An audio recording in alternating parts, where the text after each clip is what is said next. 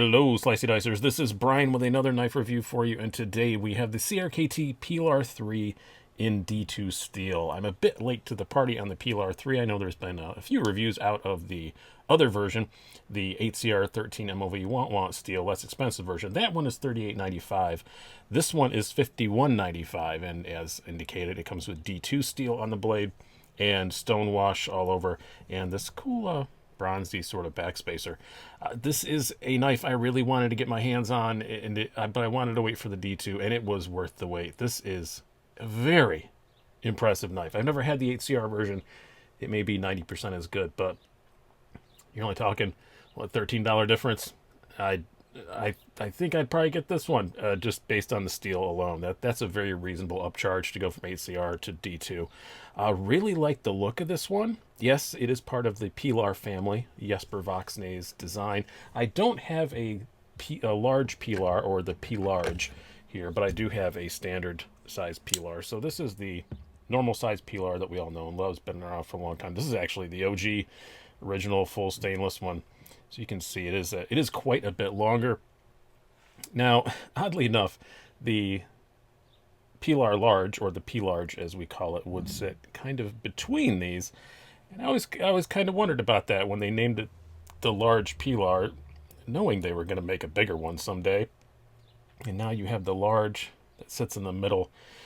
Yeah, it's kind of like my mom. We had two cats, and she named them Toots and E-Pop because together it sounded like Tootsie Pop. And predictably, Toots died about 8 years before E-Pop did, so we were stuck with a stupid cat named E-Pop, and nobody understood it. So, stupid story, but is kind of applicable. Now you've got the large that isn't the large, the 3 that's actually the large, but name aside, they're all pretty good knives.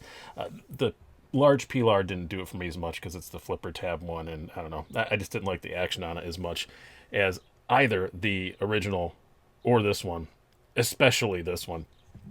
But yeah, it is a Jesper Voxnay's design. You can tell just by kind of glancing at it. You can also see it on there. It does run on bearings. First of the Pilars that does that. Fairly nice deep carry pocket clip there. But yeah, I think it's a very handsome looking knife. But let's do some specs and some size comparisons.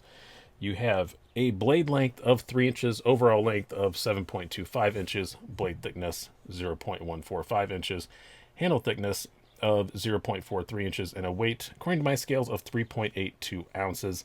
It is a stainless steel frame lock. It's a little heavy for a 3-inch knife, but not alarmingly so.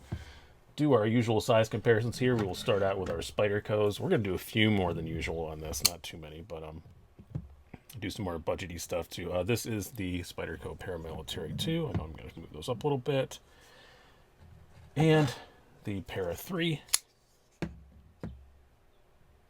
So just a little bit shorter than a Para 3, but a little more slender for sure. And our usual Benchmades. We have the I guess I can't say the full size 940 now, the 940, not the 945, and the full size bug out.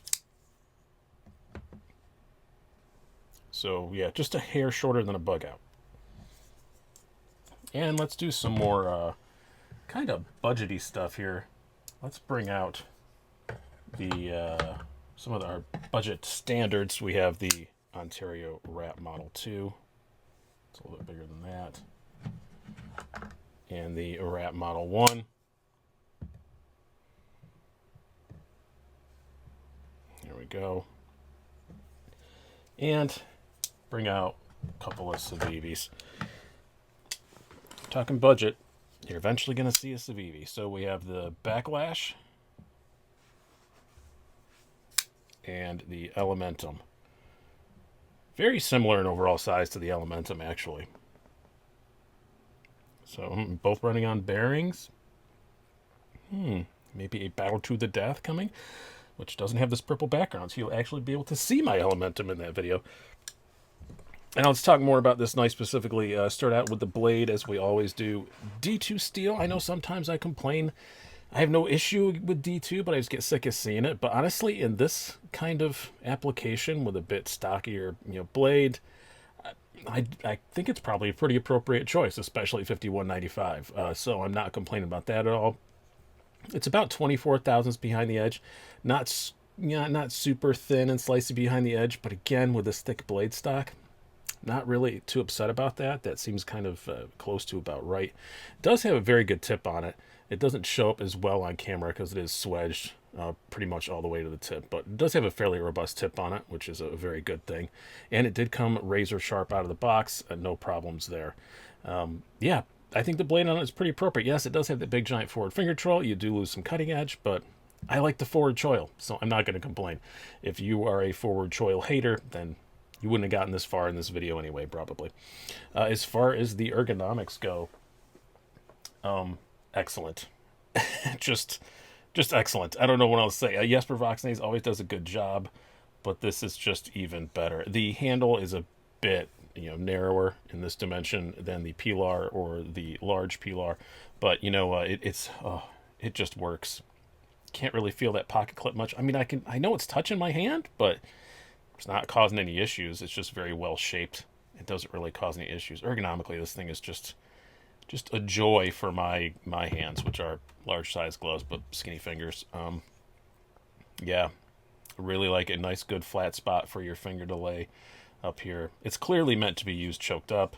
Yeah, you can fit all four fingers on it without being choked up, but it becomes pretty uncomfortable. You can feel that pocket clip pretty significantly when you choke back. It's meant to be used choked up like this. So again, if that's not your jam, then you're not going to like this. But yeah, Voxnaes has done it again. My hand twin has done it again. Now moving on to the carry. Bring out EO Levi's here. It does have a deep carry pocket clip, but it doesn't carry super deep, but there's a little bit sticking out. Not too bad. It does have a very generous lanyard hole if that is your thing. It is very nice and slim in the pocket. Super easy to get your hand past. It's other than the weight being higher than you think it would be for a knife this size, which it's not that big a deal. It carries brilliantly well. Slides in and out of the pocket very easy, but never feels like you're going to lose it or anything. Just about the right amount of pocket clip tension. Well done. Nice recessed screws and a recessed clip for $51.95. Good job. CRKT actually usually does that lately. In the last couple of years, I know even the Pete has that, which is like a $20 or $30 knife, and it's got that as well. So pretty cool. Well done. As far as the action goes, it's outstanding. Again, it is running on bearings. I have done nothing to this. I have not turned a screw or anything. I've just carried it for a couple of days, and it's very drop shutty. Not bad at all. When's the last time you saw a CRKT do that? You can thumb flick it, Spidey flick it, all those things you want. Doesn't have a flipper tab. Does not need it, in my opinion, at all. And it also makes a pretty good noise. Not too bad. Yeah, overall, I mean, I teased it in the thumbnail. This is the best, to me, this is the best CRKT I've handled. I really like it. The ergos are outstanding. I think the blade is perfect for what this knife is meant to be, which is kind of, in my opinion, a slightly beefier 3-inch, EDC. It's going to be legal in lots of places because it's only 3 inches. It is running on bearings, but I still think overall it's going to be a good hard use kind of knife. If you're really paranoid about getting stuff in the bearings, you might not like that. But other than that, I think it's be a pretty good, smaller, hard use knife. Stainless steel liner lock. It's got a lot of really good features. It has an over travel stop, $51.95. It's not bad. It's got the nice recessed screws in the pocket clip. It is right hand tip up only. So sorry lefties as far as that goes, but I like the look of it. The quality on this one is superb. Again, I can just go by the example that I got, but I just get these from a distributor, so this did not come from CRKT. They don't know that I was getting it. Dead centered. It's just this is a great knife. This is, my favorite CRKT I've ever handled. It's an outstanding little knife. So even though it's a little knife still, but it's larger than the large. I'm sorry, I'm just not gonna. I'm not gonna. I just think that's kind of amusing. So RIP EPOP. So I hope you guys have enjoyed this. I've been Brian. Have a good one.